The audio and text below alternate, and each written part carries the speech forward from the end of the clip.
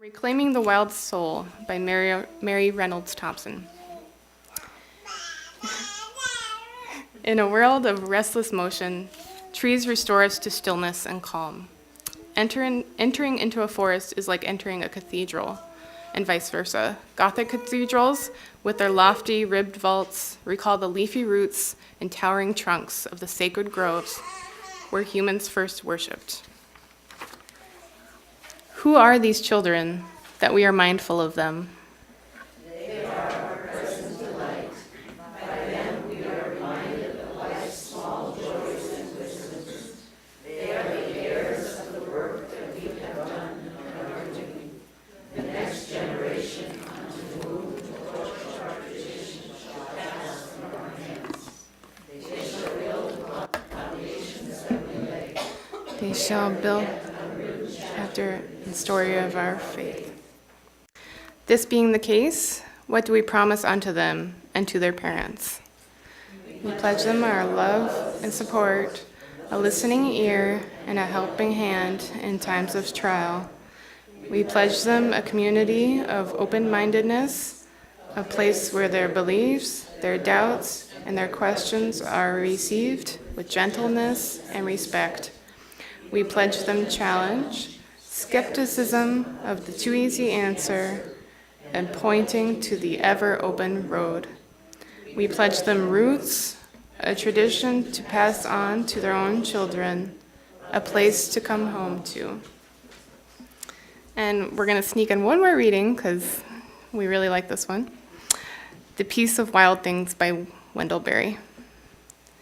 When despair for the world grows in me, and I wake in the night at the least sound, in fear of what my life and my children's lives may be, I go and lie down where the wood drake rests in his beauty on the water, and the great heron feeds.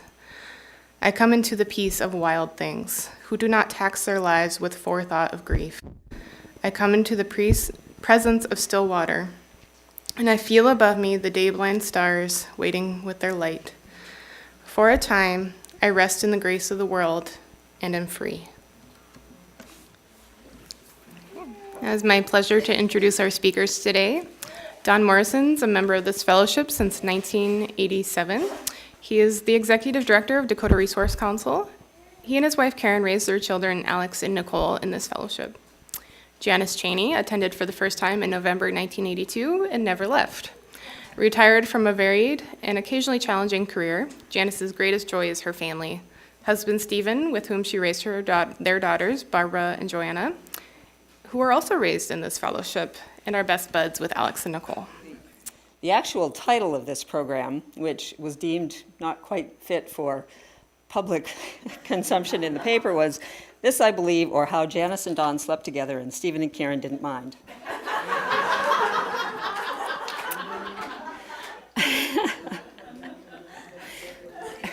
Don and I both grew up in the Congregational Church, now more commonly known as the United Church of Christ, or UCC, which I've also heard referred to at some level of jest as Unitarians considering Christ. My first recollection of church, besides the new outfits we got for Easter, is sometime in my early childhood, sitting in church and wondering what it all meant. How was this related to my life during the week? I was 10 or 11 when we moved to Massachusetts from Maine and began going to church regularly, including Sunday school and in high school, choir, and youth group. It was all just something that everyone did. Leaving home for college effectively meant leaving church, except for holidays at home. So in the years from 18 to 31, church was not really on my radar. Growing up in Minot, North Dakota in the 1960s era, in a family of 6 children, we had opportunities to talk about and think about stuff. Lots of conversations at our dinner table and at other times at home. We had several other places outside of home where we felt comfortable delving into current affairs and other topics in what, I look back, were exercises in honing our values.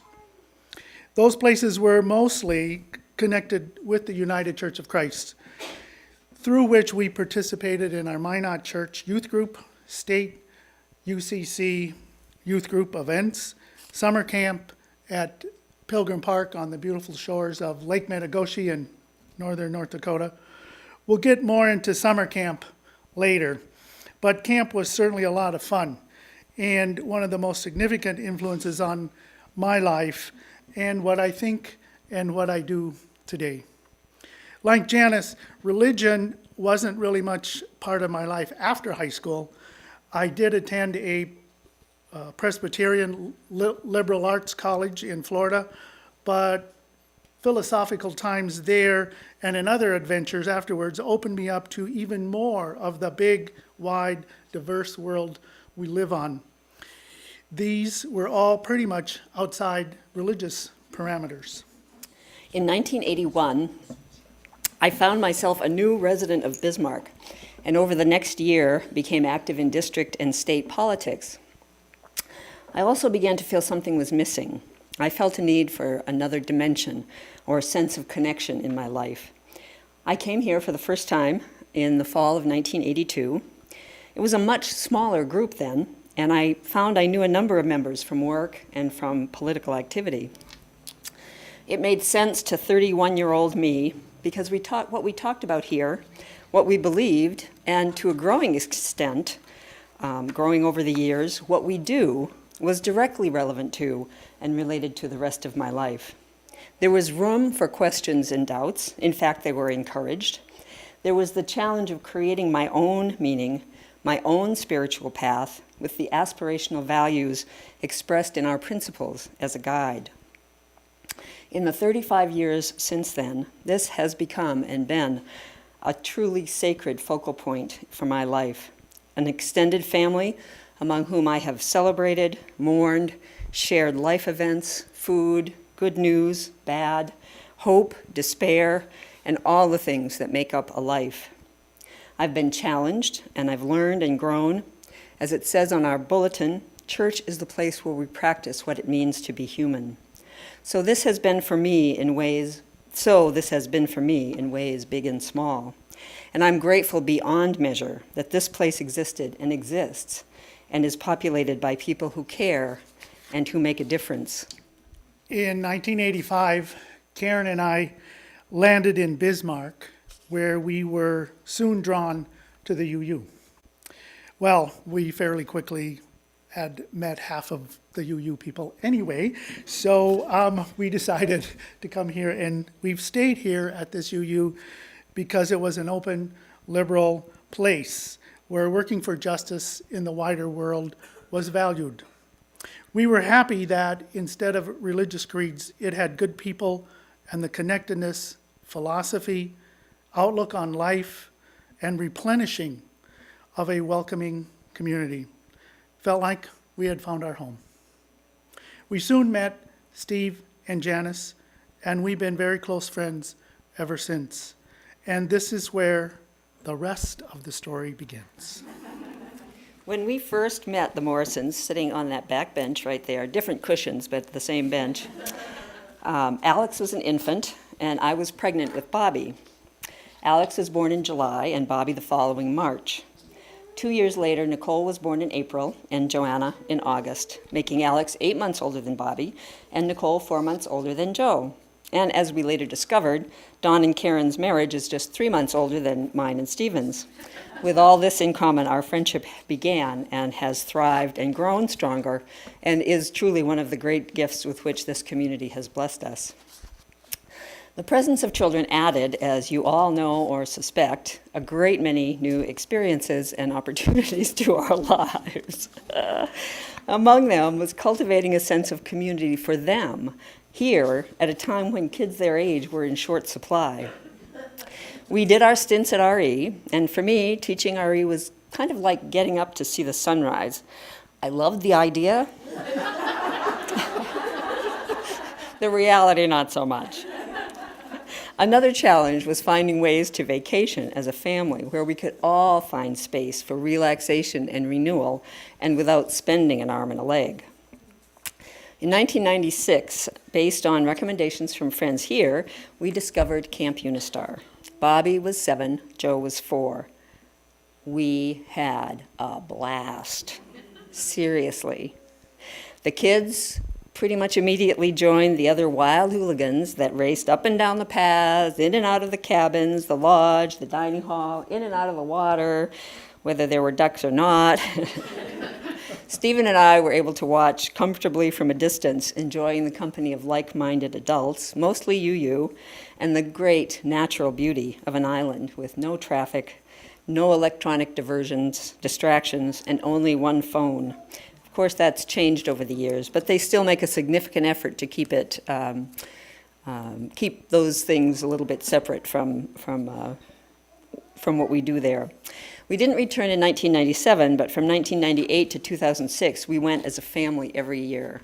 It was always different and always the same and always a completely marvelous escape. This might be a good place for a disclaimer or caveat. You should know that quite a bit of the Camp Unistar experiences that Janis and I are telling you this morning are as parents. That's where we were in our lives when we were at Camp Unistar. However, please know that there are so many ways to experience Camp Unistar, including as single people or couples in their 20s, all the way through their 70s and more, and everything in between. My children and I first went to Camp Unistar in 2001. Alex was 13 and Nicole was 10. And as Claire said, Bobby said, Nicole is here this morning. The excitement of arriving at the boat launch at Cass Lake, the anticipation as we all loaded the pontoon that takes campers to the camp on Star Island, the half-hour boat ride, and then the greeting by the staff from the Camp Unistar dock, the unloading, and before you know it, the kids are asking to go swimming, and I find myself watching them in the water, making new friends. Wow, I'm a happy dad. There are activities for kids and teens.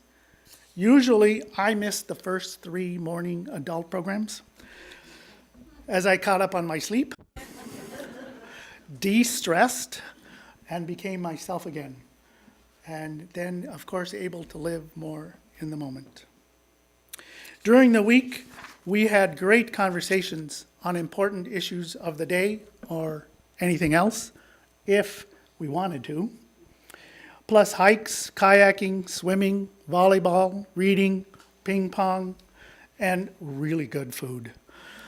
I marveled at how I could have ever thought that 7 days away from work would be way too long to be away at one time.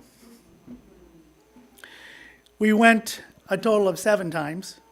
The third year we went, Alex and Nicole had convinced Karen to come with us. And we had a really good time.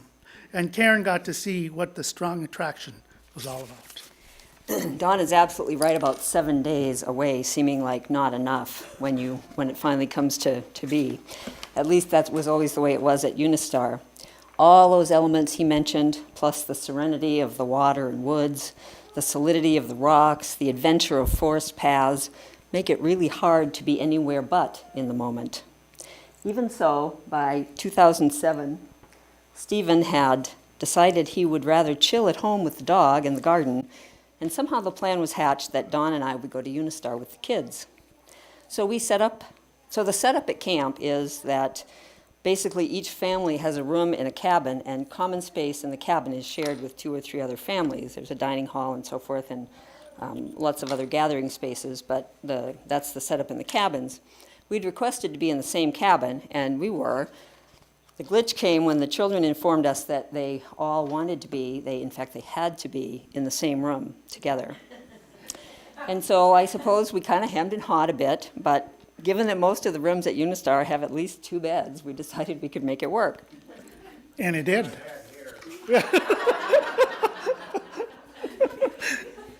And it did work for 3 years. Karen and Steve were in on it from the start and nonchalant about it. And our fellow campers just thought we were a couple. If they commented, we clarified, but it didn't really matter much. But the actual point of the story is that Camp Unistar experience has been a big part of our lives and our children's lives. And the camaraderie, conversation, and the connections we experienced there have played a significant role in shaping and deepening our understanding of life, fun, and connections with people, and the place that we found ourselves in. It offered our kids the opportunity to make friends with other UU kids, and there were so many of them, all just like us, all in one place. Our kids experienced the cooperative, collaborative spirit of camp for all ages and contributed as they were able to the common good. Yesterday, Alex is 29, he texted me yesterday and he said, Unistar was a place to unwind and recharge the batteries. Also to gain new friends and grow stronger friendships with old ones. It is a place to learn more about yourself, of reflection, and trying new things. Let's not forget about the food. Oh, the glorious food. All of this with the overlay of family. No one is an outsider. Everyone is welcome. There is so much more, and it is a place that must be experienced, capitalized. I want to go back now. Nicole wrote, Unistar is a big part of the person I am today. Even though I haven't been there in many years, it is a place where I grew up, met new people, and became closer to others. Coming from here, where I knew all the kids that went to the UU, and then at Unistar, where I was meeting new UUs, was exciting. The first few times I went with just my family. I am usually a shy person meeting new people, but it was so easy to start up a friendship with all the kids there. When we started going with Bobby and Jojo, we started seeing familiar faces from weeks past, and it was always like no time had passed with these people.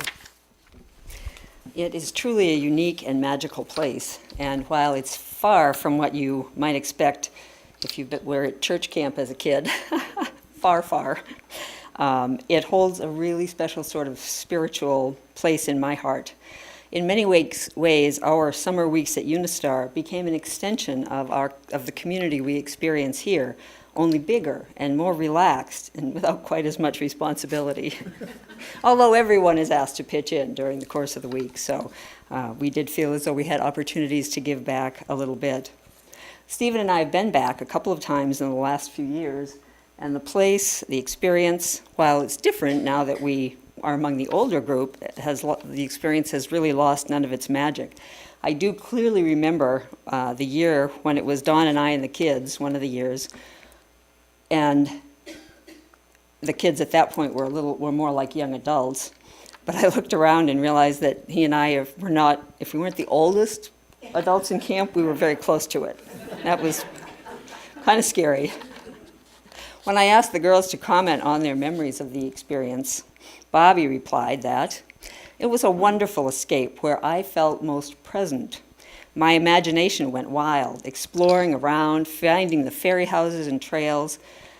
I always felt very reflective and peaceful. You wouldn't have known that if you'd seen her racing around, but it's been my happy memory place as I grow up. I developed an appreciation for nature and for the interdependent web.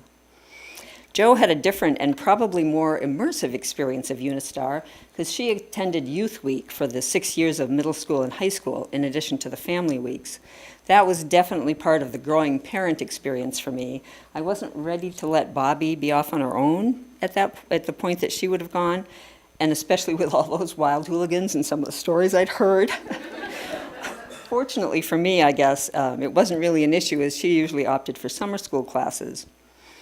And with Jo, I kind of wasn't ready to let her go either. The first year I went as a counselor, and they were always looking for counselors for Youth Week. The idea being that if you start, you can kind of go through the whole 6 years as kind of a thing. It's not required, certainly. Unfortunately, the second year was the first time I was diagnosed with cancer, so I wasn't able to go the second year. But Jo's comments focused on the sense of community and support for each other that she found there. She said she learned team building skills on work projects, because that's part of Youth Week, is doing work projects part of each day. She learned about being more independent and got to explore in a safe environment.